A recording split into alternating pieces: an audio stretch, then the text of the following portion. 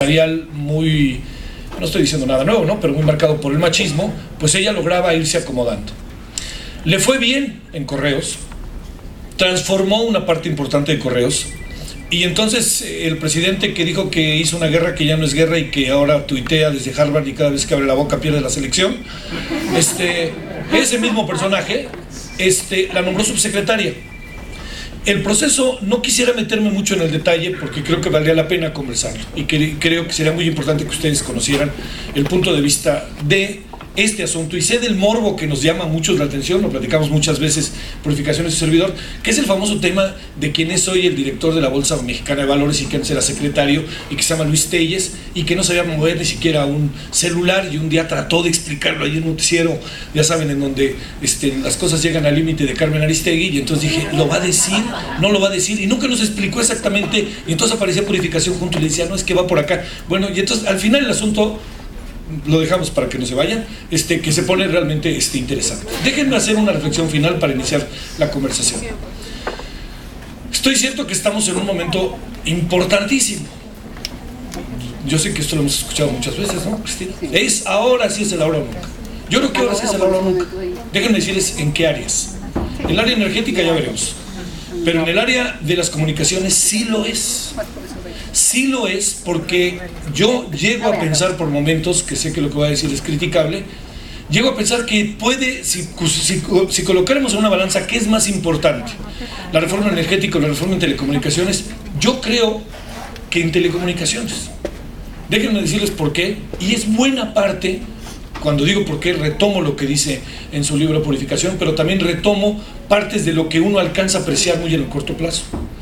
A través de la reforma en telecomunicaciones se puede dar un reordenamiento no solo de la industria más importante de futuro y presente que tiene el mundo y el país, sino se puede estar dando un cambio fundamental en la forma de estructurar los poderes económicos en el país.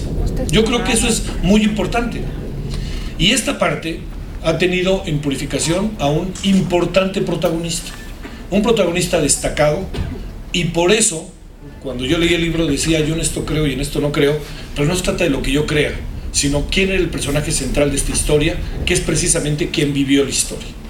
Entonces yo con este preámbulo, y en un auténtico plan de provocación, quisiera iniciar, si Purificación no tiene inconveniente, para que dejemos al final, supongo que muchos de ustedes querrán hacerle preguntas a Purificación, déjenme iniciar con una pregunta a Purificación, con lo que yo estaría echando a andar, si te parece, la conversación. Es diferente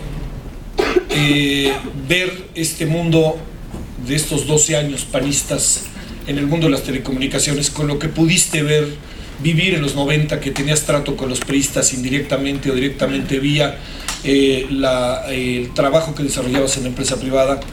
¿Realmente el país, con un gobierno, con otro gobierno, en áreas tan sensibles, tan estructurales, logró cambiar? ¿O más bien qué? Para no emitir juicios, ¿no? Bueno, tienes mucha razón en que, al final de cuentas, a pesar de que podríamos decir que la verdad es como un prisma, ¿no? Y depende de qué lado estés mirando, tú vas a tener una visión de la realidad distinta. Entonces, cada uno de nosotros vemos una parte del prisma, pero no podemos ver el conjunto, ¿no? Y en ese sentido, sí, en mi libro lo que trato de relatar es mi verdad, lo que yo vi, lo que yo viví, ¿no? Tal y como lo viví, con las buenas y las malas experiencias que pude tener. Y a tu pregunta yo podría contestar, Javier, que sí hay un cambio, sí hubo una diferencia muy grande en relación a lo que sucedió en los gobiernos de Salinas de Gortari y Ernesto Zedillo, que fueron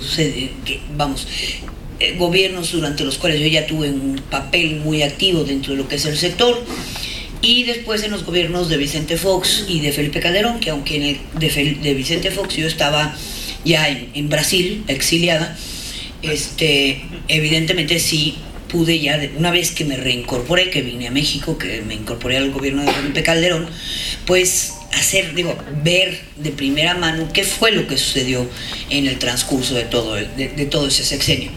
Y te puedo decir, desde mi perspectiva, ciertamente México sufrió un cambio drástico. Hubo un quiebre de paradigmas, y para mí el quiebre vino con las elecciones en 1988, con Cuauhtémoc Cárdenas como candidato, en donde todos los mexicanos de repente nos dimos cuenta. Me refiero a todos los mexicanos, panistas, priistas, perredistas, bueno, el PRD no existía en ese entonces, pero de izquierda o sin partido, que no creíamos que México jamás fuera a salir de esa dictadura perfecta, de repente nos dimos cuenta que sí se podía. Sí se podía. ¿Cómo de repente un partido como el PRI, que bueno, digo, muchos de los que estamos aquí vivimos, ¿no?, iba a perder unas elecciones con todo el control mediático que ellos tenían? Porque, digo, evidentemente la televisora, la única televisora, en este caso que era Televisa, pues evidentemente no le daba nada de cobertura. Y tampoco le daba cobertura, pues en ese caso, en ese entonces, Imevisión. Entonces, ¿cómo un candidato fue capaz de partir a la sociedad de tal manera que inclusive, vamos, si ganó o no ganó ya es irrelevante? El hecho es de que fue tan preocupante que tiraron el sistema, porque iba ganando hasta ese momento. Y eso es algo que no se podían permitir. Y eso, evidentemente, crea una disrupción que trae consecuencias, pues evidentemente, lo que es la alternancia del poder. Y ya, digo, yo relato, digo, en un capítulo, ¿no? Bueno, y si la historia no fuese como la cuentan, ¿no? Y hablo precisamente de todo lo que es esta teoría de la alternancia pactada.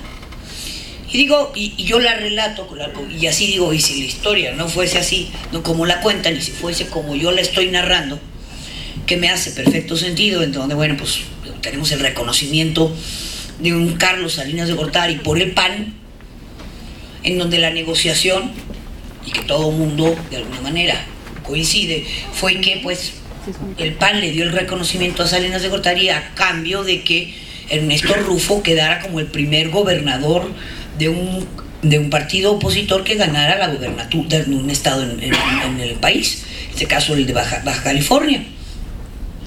Y después, con la reforma electoral que Salinas de Gortari tuvo que pasar a consecuencia precisamente de lo que, vamos, se había fraguado durante las elecciones de 1988. Y acuérdate que desde el 88 hasta varios años después hubo cientos de muertos que eran precisamente gente de izquierda, que era operadora del PRD, tratando de reclutar, evidentemente tratando de promover al partido, y que fueron asesinados y que desaparecieron.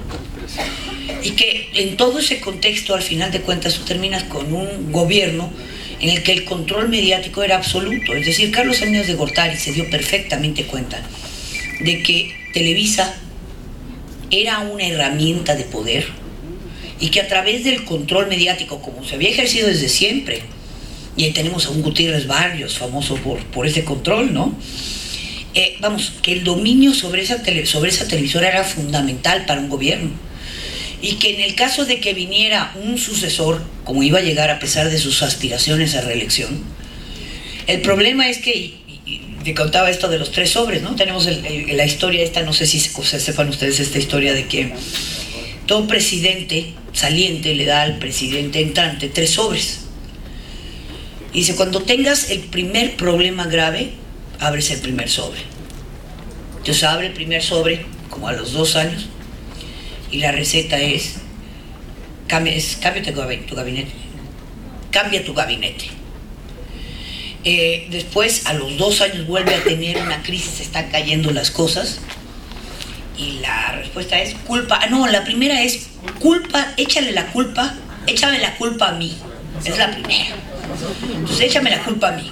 Entonces, después de que pasan otros 2 años, una vez que ya culpó al presidente anterior de todos los males, otra crisis, y ahí es cuando cambian el gabinete. Y el último sobre que abren, ya empantanados, bueno, ¿qué hago? Nombra a tu sucesor, ¿no? Nombra a tu sucesor y tú lávate las manos. Bueno, en esa teoría, en donde, pues digo, la verdad es que es chiste, pero yo creo que todos tuvimos la oportunidad de vivirlo, y si es chiste, pues no está muy lejano de la realidad. El caso es que Salinas de Gortari sabía que el sucesor, su sucesor lo iba a acribillar. Y por lo tanto, preparó todo para privatizar Imevisión, hizo y conformó, porque además tuvieron un serio problema de cómo le iban a hacer para convertir los permisos en donde no se podía comercializar el tiempo aire, para que pudieran ser concesiones y poder privatizarla como Televisión Azteca, que lo ganó en un consorcio Ricardo Salinas, y en cuyo consorcio, por cierto, participaba con creo que 30 millones de dólares Raúl Salinas de Gortari. O sea, oye, ¿todavía están ahí? y que todavía está ahí. Pero fíjense nada más, evidentemente Salinas de Gortari quiso protegerse diciendo que el presidente que venga, el que sea, va a venir en contra mía y yo me voy a poder defender a través de este otro medio que yo estoy creando, que es Televisión Azteca. Digo, la verdad es que si nosotros vemos lo que pasó con Ernesto Zedillo, y bueno, entro en los detalles, y ahí sí yo les puedo decir, yo lo conozco y sé que bueno, tengo la seguridad, y se lo diría yo en su cara, de que la devaluación que hizo en el 2004, en el 94, esa devaluación fue provocada. Esa crisis del 95 fue provocada, porque si alguien sabía cómo hacer devaluaciones, era Ernesto Zedillo. Ernesto Zedillo trabajó en el Banco de México durante muchos años.